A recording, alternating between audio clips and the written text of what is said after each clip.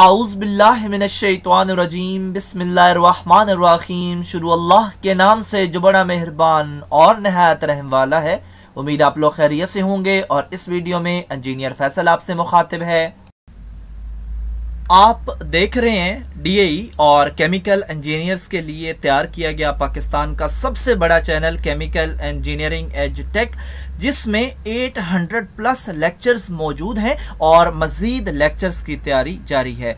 इस चैनल में DAE first year second year की तमाम टेक्नोलॉजीज की मैथमेटिक्स के हर सवाल की वीडियो मौजूद है और इसके अलावा DAE chemical first year second year third year के इम्पोर्टेंट सब्जेक्ट्स के तमाम लेक्चर्स टेवटा के कोर्स के मुताबिक तैयार किए गए हैं। और इसके अलावा इस चैनल में इंडस्ट्रियल इंटरव्यूज के लिए शॉर्ट क्वेश्चन आंसर्स और पास्ट पेपर्स की वीडियोस भी मौजूद हैं। यकीनन ये चैनल आपकी इंडस्ट्रियल स्किल्स में इजाफा करेगा और आप मेरे चैनल को सब्सक्राइब करेंगे, बेल का आइकन प्रेस करेंगे तो मेरी हर लेटेस्ट वीडियो आपको मिलती रहेगी।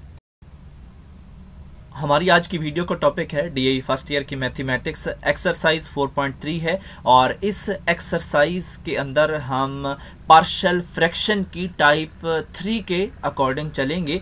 और टाइप 3 क्या है? When denominator is irreducible quadratic factor which is non repeated. तो इसमें जो इस पार्शियल फ्रैक्शन का लोअर पार्ट होता है उसमें जो क्वाड्रेटिक फैक्टर्स होते हैं वो इररिड्यूसिबल होते हैं और नॉन रिपीटेड होते हैं। जिस तरह हमने एक्सरसाइज 4.2 में जो मोर देन 1 पावर वाली ब्रैकेट्स थी उनमें यानी 2 थी या 3 थी, उनमें हमने उसकी पिछली टर्म्स को रिपीट किया था, लेकिन यहाँ पे नॉन रिपीटेड है और इसके अलावा इररिड्यूसिबल है, यानी कि हम इसको मजीद किसी और ब्रैकेट के अंदर उसको कन्वर्ट नहीं कर सकते। तो यहाँ पे इसकी एग्जांपल भी देख लेते हैं कि क्वेश्चन नंबर 1 का जो लोअर पार्ट है यहाँ पे लिखा है एक्स स्क्वायर प्लस 5। तो हम इस फंक्शन को जो है वो मज़ीद सिंपलीफाई नहीं कर सकते और इसलिए ये इररिड्यूसिबल भी है और नॉन रिपीटेड भी है। ऑफ कोर्स हम सिंपलीफाई नहीं कर सकते तो वो रिपीट कैसे हो सकता है? ये नॉन रिपीटेड भी है, इररिड्यूसिबल भी है। तो इस एक्सरसाइज में हम इन्हीं सवालों से डील करेंगे और इन सवालों की जो कैलकुलेशन है उसका जो मेथड है वो थोड़ा सा बाकियों से डिफरेंट है, क्योंकि एक्सरसाइज 4.1 में हमने लीनियर फंक्शन पढ़े और इसके बाद 4.2 में हमने रिपीटेड वाले पढ़े और 4.3 में हमने नॉन रिपीटेड पढ़ने हैं। तो इनमें थोड़ा सा डिफरेंस है, तो इनके सलूशन में जो डिफरेंस है वो भी आपको समझना होगा।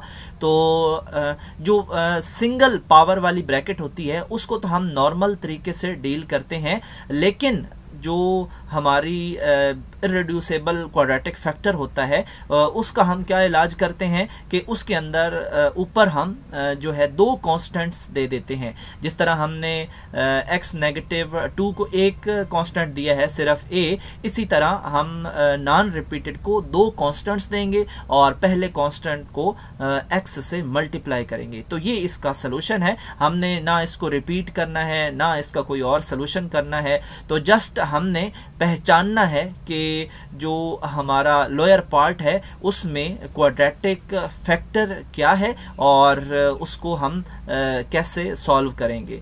तो इसके अलावा हमें ये भी पता होना चाहिए कि जो हमारा सवाल है वो क्या प्रॉपर फ्रैक्शन है या इम्प्रॉपर फ्रैक्शन है। तो क्योंकि पार्शियल फ्रैक्शन की 2 टाइप्स होती हैं और दोनों के सलूशन का मेथड अलग अलग है।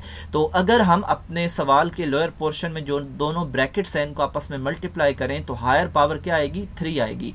तो जो ऊपर है वो स्क्वायर है। इसी तरह अब इसका मतलब है कि ये जो है ये प्रॉपर फ्रैक्शन है और इसको फिर इसी तरह हम डील भी करेंगे। अगर इम्प्रॉपर होती तो उसके लिए मेथड अलग था। तो ये एक तो प्रॉपर भी है और दूसरी इसमें टाइप 3 इन्वॉल्व है और वो इरिड्यूसेबल फैक्टर है और नॉन रिपीटेड है।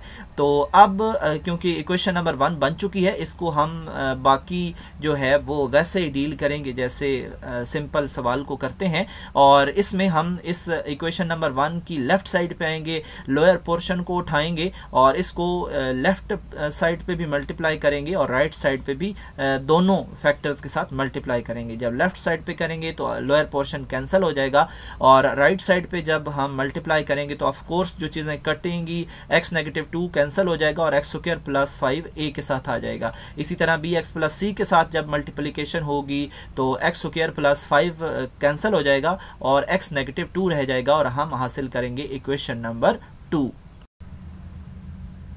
इक्वेशन नंबर 2 हासिल होने के बाद हम जाते हैं इक्वेशन 1 के पास और उसमें देखते हैं कि कौन सी जो ब्रैकेट है उसकी सिंगल पावर है। तो x-2 जो है उसकी सिंगल पावर है, तो यहाँ से हम x की वैल्यू निकालेंगे, यानी x-2 = 0 करेंगे तो x = 2 आएगा और इस 2 को फिर हम इक्वेशन नंबर 2 में फीड करवाएंगे और उसके अगेंस्ट हमें जो a की वैल्यू है वो मिल जाएगी।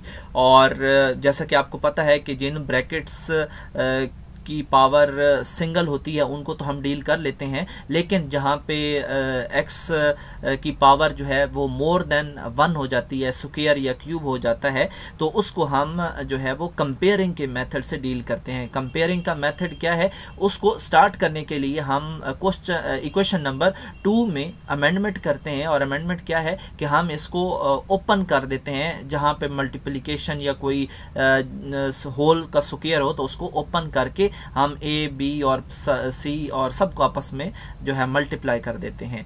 तो लेफ्ट साइड पे तो ऐसा कुछ नहीं है, राइट साइड पे हम x² + 5 को a के साथ मल्टीप्लाई करेंगे, इसी तरह bx + c को x-2 से मल्टीप्लाई कर देंगे और इसके अगेंस्ट हमें यहाँ पे आप देख रहे हैं कि इक्वेशन नंबर 3 हमें हासिल होगी। मल्टीप्लिकेशन ही करनी है, जस्ट कोई बड़ा काम नहीं है।